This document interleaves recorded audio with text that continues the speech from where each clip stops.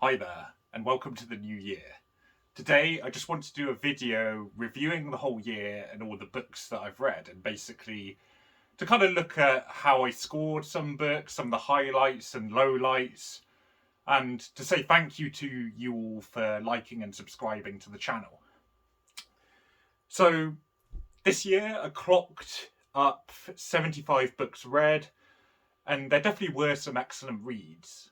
From this so far, 18 reviews were produced, and I'm looking forward to drastically increasing that number this year. The genres covered were broadly sci-fi, science, self-help, classic literature, ancient history, and mythology. So in terms of reflecting on my scoring of the books, I've aimed to review very broadly and accurately, and also to take into account genre differences. And, this approach has resulted in scores ranging from 3 out of 10 to 10 out of 10. So that's a pretty broad use of the scale, which is what I want. And, a perfect score does not necessarily mean a perfect book, according to, my personal reviewing system. What it means is that a 10 out of 10 score absolutely excels at the genre, at the style of book, and it's well worth reading, even if it isn't necessarily your genre of choice. So far, in terms of the other end of the scale, I haven't read a book worthy of a 0, 1, or a 2 out of 10, but I'm sure it's going to come. And you might ask, well, why do this kind of video, kind of like summary of the year? Well, it does hold me accountable to my scores by looking at the kind of extremes in terms of high scores and low scores. And that's why I want to revisit the outliers, because I think a lot of the kind of average scores or slightly positive require less justification, arguably. And I think these kind of reviews where they're extremely good or bad at both ends of the scale will kind of pique your interest a bit more than the kind of 6 or 7 out of 10s. So you might want to just go back and look at those books which I'll talk about. So in terms of genres, different genres and styles of books are obviously trying to do different things. For example, from the high scoring books, at least from my reviews, one of them was a colourful kind of coffee table book, Battles and Battlefields of Ancient Greece by Butera and Sears, and it couldn't really differ more from a book like Sigismund in the Warhammer series by John French, the latter being a kind of short sci-fi novella. So, obviously there's differences between books, and those differences can be quite large. And I think these differences also extend further in terms of style. So the book which I gave the highest score of the year, and the highest score it can get, Crime and Punishment by Fyodor Dostoevsky, is still considerably better in my estimation than a book like Sigismund, even though the former only scored 1 point higher, getting a 10 out of 10 compared to the 9 out of 10 for Sigismund. And I think the rationale behind this is that most Warhammer books aren't really achieving kind of massive philosophical or psychological depth and introspection, but instead they're aiming for, just an enjoyable read. It's something you can read when you're tired, say, and, that's not to say they don't sort of venture philosophically or reflect on today's world, but they're not really achieving the kind of level that a classic literature book might, in my opinion. I think some people would disagree with that. They might say, well, actually, there's a lot of depth to those books, but I've read a lot of Warhammer books and I don't think they're going that deep, So that's why I score these differently, and I think that what I'm trying to get at is that the scoring in terms of comparing cross genres, it doesn't mean that a 7 out of 10 of a sci-fi book is necessarily the same as a 7 out of 10 from a book that's like a work of classical literature. So let's talk about some of the best books. I've been working my way through Dostoevsky and really impressed with the book so far. And sometimes I have seen other reviewers, maybe just being a little critical here. I think perhaps they are just trying to get clicks and they're sort of saying some of the books are a bit overrated, but I really find it hard to understand this viewpoint. From my reading of them, they really transcend the depth of most books, as I've just illustrated in my comparison with Warhammer books.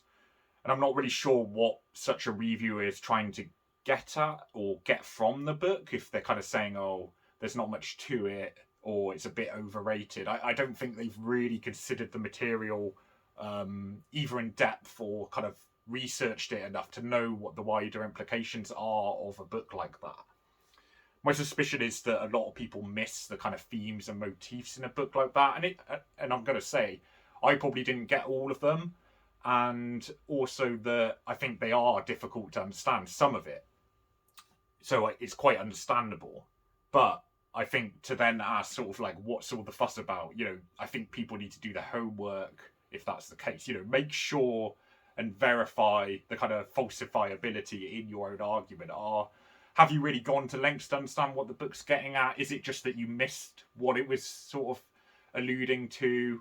You know, I think probably people that are saying books like these are overrated probably haven't really done their homework, arguably. Maybe they just didn't like the book. It's possible. But for me, you know, I think they are brilliant books so far from what I've read, and they're to be digested and pondered and maybe even researched if you don't sort of understand what the kind of allusions are, you know. And I think in the case of Crime and Punishment, the philosophical depth and themes of guilt, resentment, nihilism, loss of traditional religious values, make it really essential reading. You know, it's a book that kind of impacts you rather than just sort of saying, oh, well, this is just another book to read kind of thing. So, you know, I couldn't start off this discussion on any other book. That was the only 10 out of 10 I gave this last year, I should say.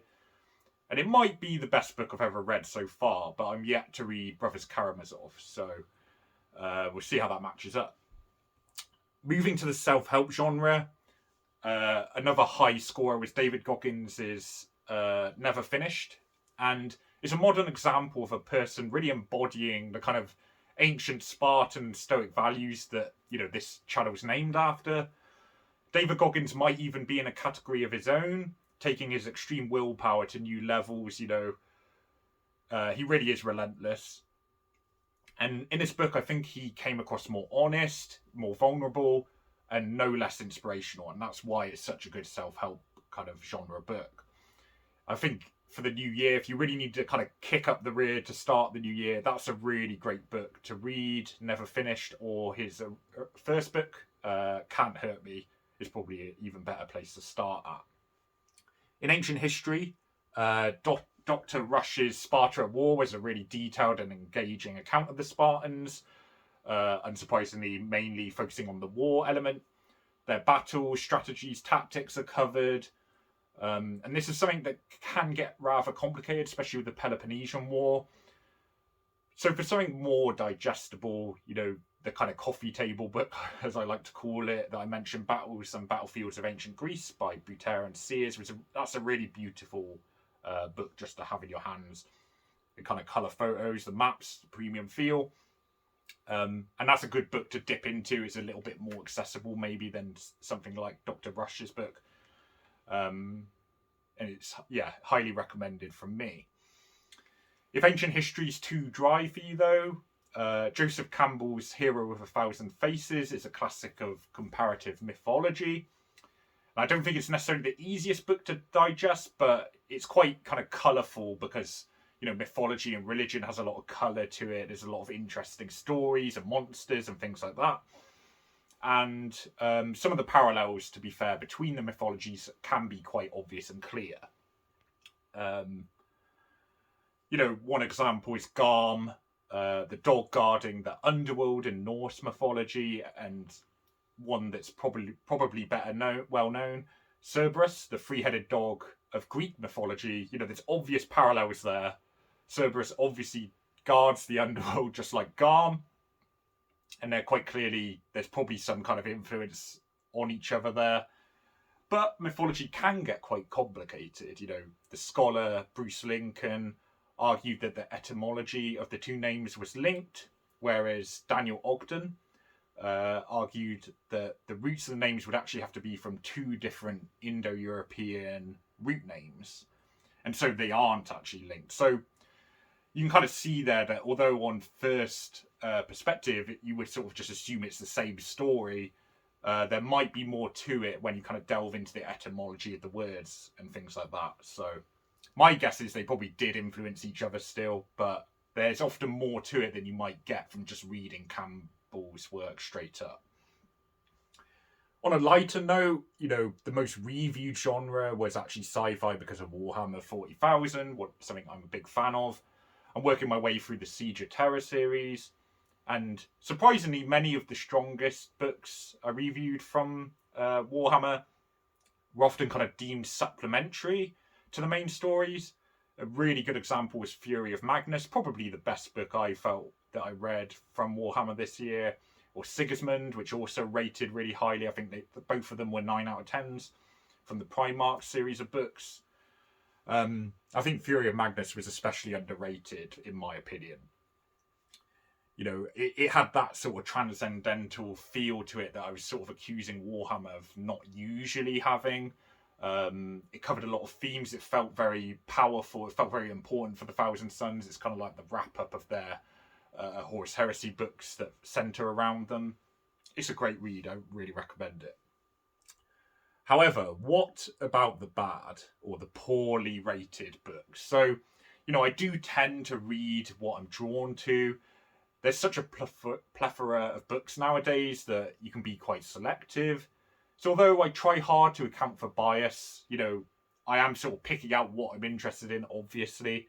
I rated more 9 out of 10s than expected, because several of these books really surpassed my expectations. Often my expectations were quite high for those books already, and they were actually better than I thought. So,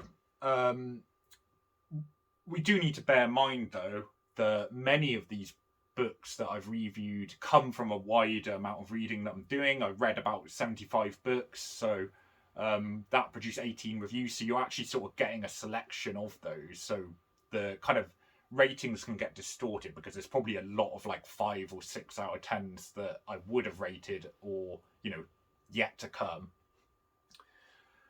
so it can kind of distort the statistics there. So in terms of the lowlights, though, let's start with the lowest rating. I gave the biography of Marcus Aurelius by Anthony Burley only a 3 out of 10. I had to think really long and hard about this, whether the review was fair. Is it just because it's a slightly old history book? But the evidence, the style, the developing perspective of Marcus Aurelius, is that actually the issue here? Is it a bit anachronistic? Am I not treating it as what it would deserve if I was reviewing it right when it was published? But I think the problem with this history book was not its age, it's the treatment of some of the evidence, the emphasis of some more immaterial details, such as like distant family members, not spending enough time on kind of key aspects of Marcus Aurelius, such as Stoicism, the legacy from Hadrian. I think there probably could have been even more on that, or Antoninus Pius. So I think it was merited that it was the worst book I read. It was quite tough to get through, to be honest, despite me having, a very large interest in Marcus Aurelius. So I thought the 3 out of 10 was deserved, but, I'll stand by it. In quite a different sort of vein, the self-help book, The Wall by Ant Middleton, only got a 5 out of 10.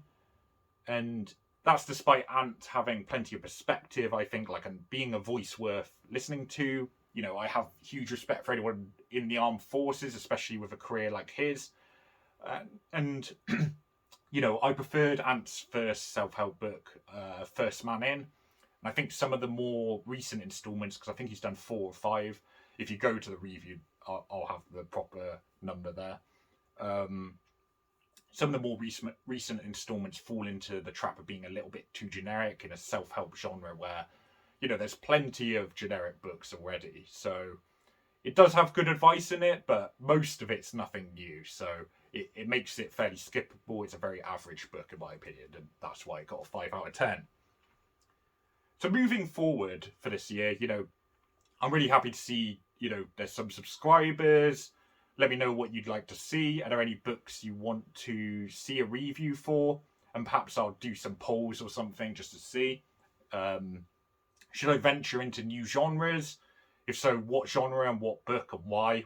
Why should I? There's so many books to read, like I said earlier, and give me a reason why you think a particular book is really deserving of a review. And I am open to completely different genres. Like, it could be romance. If there's a really good reason to read it, I'll try it. But usually my focuses will remain. I'll try now and again to venture out, but usually it's ancient history, sci-fi, particularly Warhammer, philosophy. There'll probably be some more of that. But philosophical works can be quite tricky to review because you need to know a lot of context. You need to know a lot of the works of philosophers around the time or before. So it can be tricky and perhaps incomprehensible to readers who aren't familiar with the source material. And I think from a reviewer perspective, for people watching, sometimes if it's not clear what the kind of theories are, you might not get so much from that review. Anyway, I have many reviews in the works. I'm going to try and upload Mark Galeotti's Putin's Wars, which seems appropriate given the awful events in Ukraine. All of the Siege of Terror will continue to be reviewed. I have quite a backlog of books on Sparta, and obviously, given the title of the channel, I think I need to do a bit more credit. So if he was a little inadequate, so I'm going to address that. But as ever, thanks for watching and subscribing. I hope you had a great Christmas if you celebrate it, and here's to a really good new year.